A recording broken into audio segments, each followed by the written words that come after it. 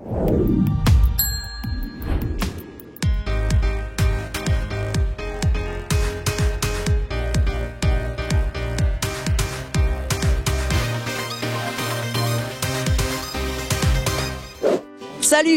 et bienvenue dans Morian Zap. Allez, c'est parti! Bonjour à tous, ravi de vous retrouver dans votre nouveau Morian Zap. Allez, sans plus attendre, le sommaire de votre nouvelle émission. Session de test technique pour les candidats au diplôme de moniteur de ski à Valseny. Direction le sommet des pistes d'Ossois pour découvrir le restaurant d'altitude de Péral et Vrouza qui maintient ses portes ouvertes avec des restrictions drastiques suite au Covid. 950 candidats à la formation pour devenir moniteur de ski alpin ont participé à de nombreux tests techniques dans la station de Valseny.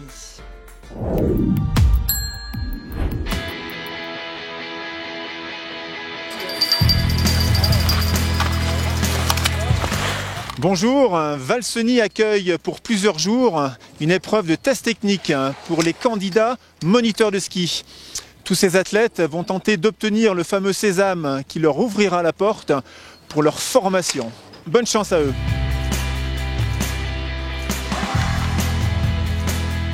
Jean-Paul, bonjour. Donc vous êtes l'organisateur de ce test technique. Expliquez-nous un tout petit peu le nombre de candidats et comment ça se déroule.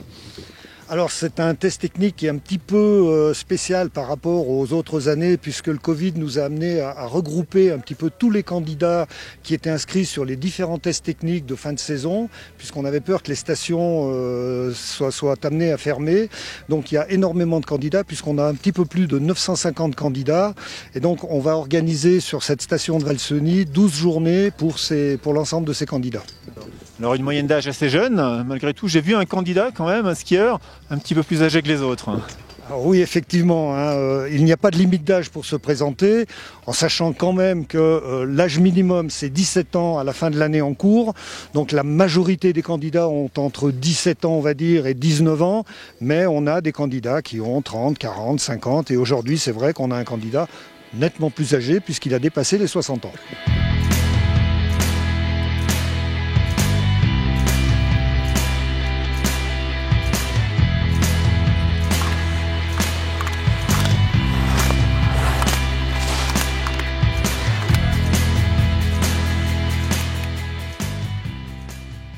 Yves Nimier, bonjour. Donc vous êtes le directeur de Valseny. Alors Valseny, c'est une des rares stations en France ouvertes. Alors depuis quand vous êtes ouvert et quelles sont les conditions d'ouverture? Alors nous sommes ouverts depuis le 14 décembre pour le public dérogatoire puisque le gouvernement a pris la décision de ne pas nous laisser ouvrir, ne pas laisser ouvrir les remontées mécaniques pour le public le 4 décembre et a donné par contre des autorisations pour les licenciés mineurs, les athlètes de haut niveau et les gens en formation. Et depuis le 14 décembre, nous avons notamment avec l'UCPA à peu près une centaine de personnes tous les jours qui se forment pour le monitorat. Mais également beaucoup d'autres centres de formation qui sont venus, des clubs, des équipes nationales qui sont venus s'entraîner ici à Valseny. Olivier, donc vous êtes là pour encadrer des jeunes du lycée technique. Combien vous en avez aujourd'hui? On en a 25 aujourd'hui à peu près. Voilà. On en a eu à peu près. On a eu une session hier, une session aujourd'hui. Voilà. La moyenne d'âge pour ces jeunes? Alors c'est des jeunes qui ont à peu près entre 16 et 18. Voilà. D'accord. Alors tous préparent ici le test technique en vue bien sûr d'être moniteur. Oui, absolument. Le test technique, c'est la première épreuve d'entrée dans le DE, donc la formation de moniteur de ski, oui, effectivement. Une formation qui dure très très longtemps aussi et qui est préparée bien sûr au lycée à Saint-Michel. Voilà, donc le lycée est un lycée pluriactif, donc ils apprennent un métier du bâtiment plus la formation moniteur de ski. Voilà, donc c'est un diplôme qui est très long, qui est assez dur, qui coûte de l'argent. Voilà, donc, et nous ils sont là pendant 4 ans et on essaye de les amener le plus loin possible dans le diplôme. C'est tracé comme hier, exactement pareil. D'accord? Donc tu skis à l'heure et tu fais ce que tu sais faire, il n'y a pas de souci. D'accord? Par contre, vous faites attention, la partie basse, il y en a, ils se croient arrivés, oui. Ils relâchent un peu la tension. Tant qu'on n'a pas coupé la ligne, on est en action et on y va.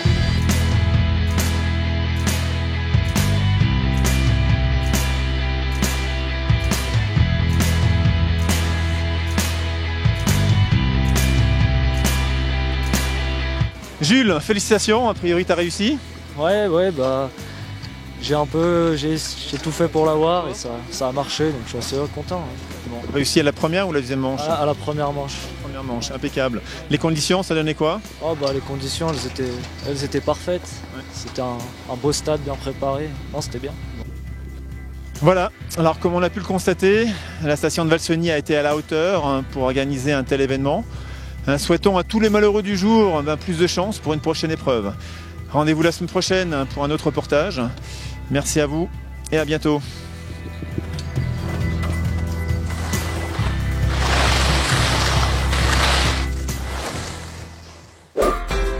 C'est dans l'alpage du jeu que Philippe et Marité ont ouvert il y a 3 ans un restaurant d'altitude. Aujourd'hui, malgré le Covid, ils continuent à servir des plats à emporter aux visiteurs les plus téméraires qui les rejoignent à 2240 mètres d'altitude.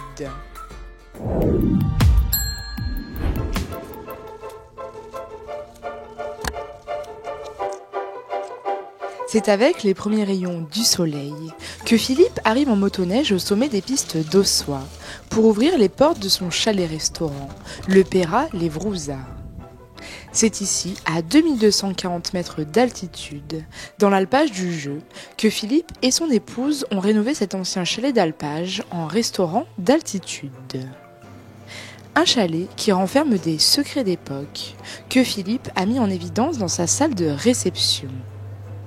Un voyage dans le temps, comme avec cette paire de chaussures cramponnées, indispensable pour se déplacer sur les pentes verglacées. Malheureusement, cette année, cette salle restera fermée au public. Pour pallier aux dernières restrictions sanitaires, Philippe met tout en œuvre pour assurer un service minimum. Dès son arrivée au chalet, Philippe installe la terrasse extérieure. Je prépare la terrasse, juste avec des manches debout, pour accueillir les randonneurs qui vont arriver, qui auront soif, faim. Oui, avant l'entrée, on sert les boissons et les repas sur la table, les gens les prennent. Ils vont les manger et s'il y a besoin, ils se désinfectent les mains et nous aussi. Bonjour messieurs, dames, alors, ça va? Vous êtes partis jusqu'où là? Ah, extra. Bien. Bonne promenade, hein? C'est vers 9h que les premiers randonneurs arrivent à la hauteur du chalet. En plein effort, ils continuent leur chemin jusqu'au sommet et promettent de s'arrêter nous rendre visite à la descente. Il faut déjà que les gens aient le courage de monter en ski de randonnée, en raquette ou à pied. On a 700 mètres de dénivelé par rapport à la station. Et ensuite, on installe quelques tables en manche debout. Personne ne doit être assis, personne à l'intérieur. Philippe et sa femme Marité proposent des boissons et des plats à emporter. Chez eux, tout est fait maison avec des produits locaux, comme ces tisanes. Et donc voilà, le thym serpollet. Ça, ce sont des tisanes avec des fleurs qu'on récolte autour du chalet pour la plupart. Une fois la terrasse installée, il est temps pour Philippe et sa femme de prendre place en cuisine. Au menu ce midi, dio au vin rouge. Des dio au vin rouge avec quelques oignons émincés à l'intérieur. Une cuisson très longue, plusieurs heures. Et ce sera servi avec de la polenta. Alors pour les dio, c'est un éleveur d'Ossois qui est pisteur secouriste et qui élève des vaches de race Aubrac et avec lesquelles je me fournis en viande, en dio. Donc il y a 2 galettes avec salade. Pour Philippe, la cuisine est une reconversion totale. Après 27 ans en tant que pisteur, dont 24 ici à Ossois, il décide de tout plaquer pour ouvrir ce restaurant. Le choix pour faire déjà vivre le chalet d'alpage qui tombe en ruine, donc la reconstruction, et puis le faire vivre autrement qu'il vivait avant. Et en faisant ce petit restaurant, on trouvait que c'était une bonne alternative et c'était intéressant qu'on y travaille tous les deux. Outre les sandwichs et les omelettes, les plats cuisinés sont préparés uniquement sur réservation effectuée la veille. Une nouvelle organisation qui permet d'éviter le gaspillage. On est tout à fait désolé qu'il y ait absolument peu de gens qui aient le courage de monter jusqu'ici. Ceux qui ont le courage, des fois s'arrêtent, d'autres fois redescendent sur la station rapidement. mais la fréquentation est nettement en baisse par rapport à un hiver classique. Et suivant les jours, le beau temps ou le vent, voilà, peut permettre aux gens de monter ou pas. Malgré cette baisse de fréquentation, Philippe tient bon et ouvre son restaurant afin de faire vivre l'établissement et satisfaire les quelques courageux de la randonnée. On a essayé d'ouvrir pendant les week-ends du mois de janvier avec très peu de réussite, parce qu'on avait quand même peu de randonneurs. Et là, maintenant, pour les vacances de février, on est ouvert pour les 4 semaines. Donc j'ai une pression à faire.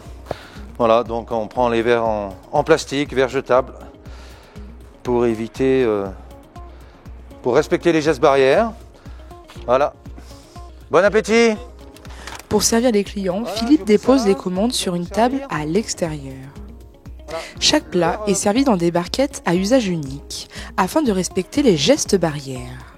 Et oui, tout en barquette, compostable, des couverts en bois, voilà, pour respecter toute cette distanciation. Une fois les clients rassasiés, il est temps pour eux de continuer leur route. La plupart prendront le sens de la descente, ayant l'estomac bien trop rempli pour monter davantage. C'est avec des étoiles plein les yeux que nous quittons cet endroit. Riche de son histoire, ce lieu emblématique, appelé Péral et Vrouza, signifiant la pierre du diable, renferme une légende palpitante que vous pourrez découvrir en ce lieu.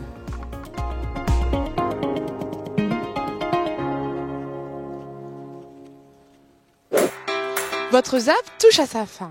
Merci d'être toujours aussi nombreux à nous suivre. N'hésitez pas à regarder nos vidéos sur tous les réseaux sociaux et la chaîne 381 des Box Orange.